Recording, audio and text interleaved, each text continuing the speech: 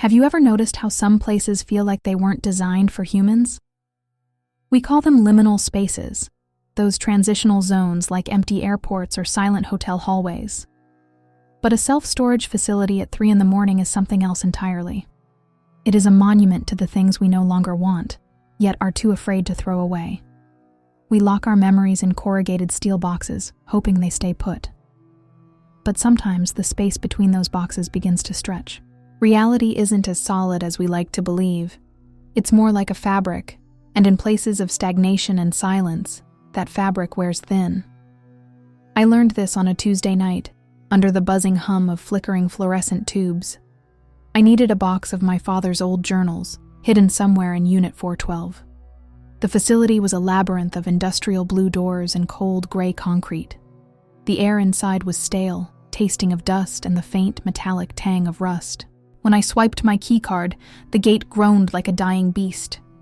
I stepped into the silence, my footsteps echoing with a lonely, rhythmic thud. The motion sensors triggered one by one, lighting the path ahead like a countdown. Behind me, the lights clicked off, swallowing the world in absolute darkness. I turned the first corner, then the second, following the painted numbers on the floor. But the numbers didn't make sense anymore. I passed 305, 306, and then 902. I stopped, the sound of my own breathing suddenly too loud in the narrow corridor. This facility only has 2 floors. There is no section 900. I turned back, thinking I'd taken a wrong turn in my exhaustion. I walked for 10 minutes, but the blue doors just kept coming. The facility has 500 units. I've walked past 5,000. The silence began to change. It wasn't just an absence of noise anymore. It was a heavy, pressurized thing that pressed against my eardrums. The temperature dropped until I could see my breath misting in the air. I reached out and touched one of the blue doors. It felt abnormally cold. The metal wasn't just cold, it felt vibrationally wrong, as if it were humming at a frequency I couldn't hear.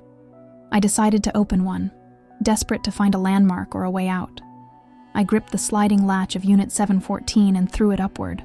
The sound of the metal rolling up was deafening, a screech that seemed to last forever. But behind the door, there were no cardboard boxes or old furniture. Instead, I was looking out at a horizon that shouldn't exist.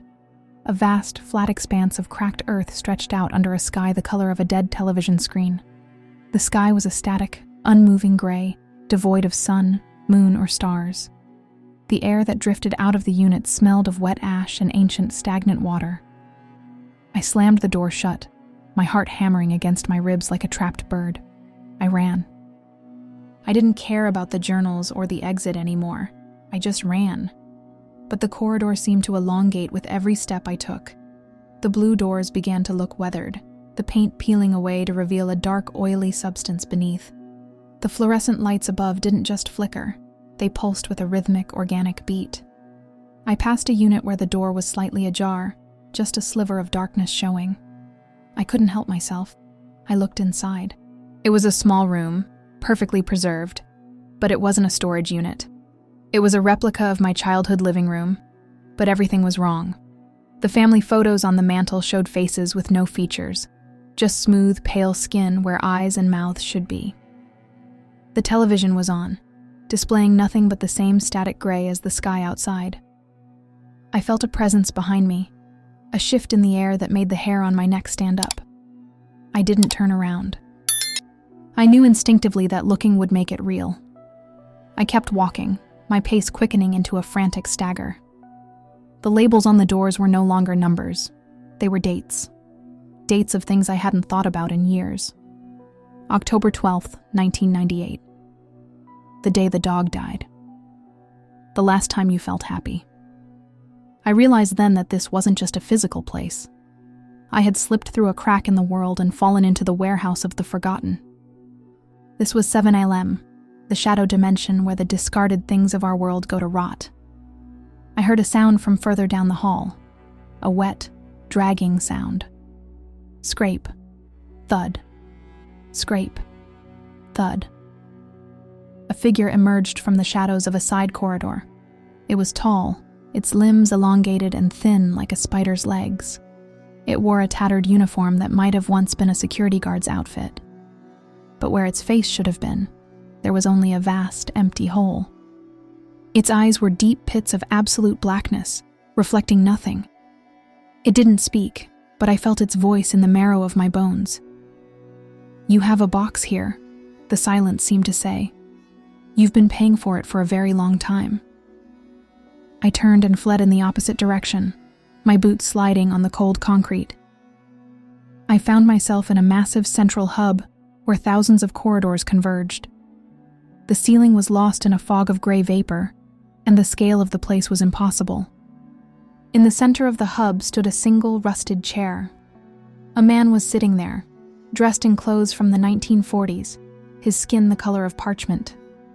He was staring at a wall of monitors, each one showing a different person sleeping in their bed. His eyes were the same pitch-black voids as the creature I had seen before. He didn't look at me, but he pointed a bony finger toward a door marked "Exit." The door was small, wooden, and looked entirely out of place in the metallic labyrinth. I scrambled toward it, my hand shaking as I reached for the brass knob. As I turned it, I looked back one last time. The man in the chair was finally looking at me, a thin, needle-like smile on his face. "Everything stays here eventually," he whispered. I lunged through the door and collapsed onto the asphalt of the parking lot. The cold night air of my own world felt like a miracle. The security gate was closed, and the Safe Keep Storage sign flickered above me. I checked my watch. Only 5 minutes had passed since I arrived. But when I looked at my hands, they were covered in a fine layer of gray ash. I got into my car and drove away, never looking back at the blue metal gates. I never went back for the journals. I don't care what's in them. Some things are better left locked away in the dark, because now, every time I see a blue door, I hear that metallic hum, and I wonder if I actually left that place at all, or if I'm just a memory stored in a box waiting for someone to open the door.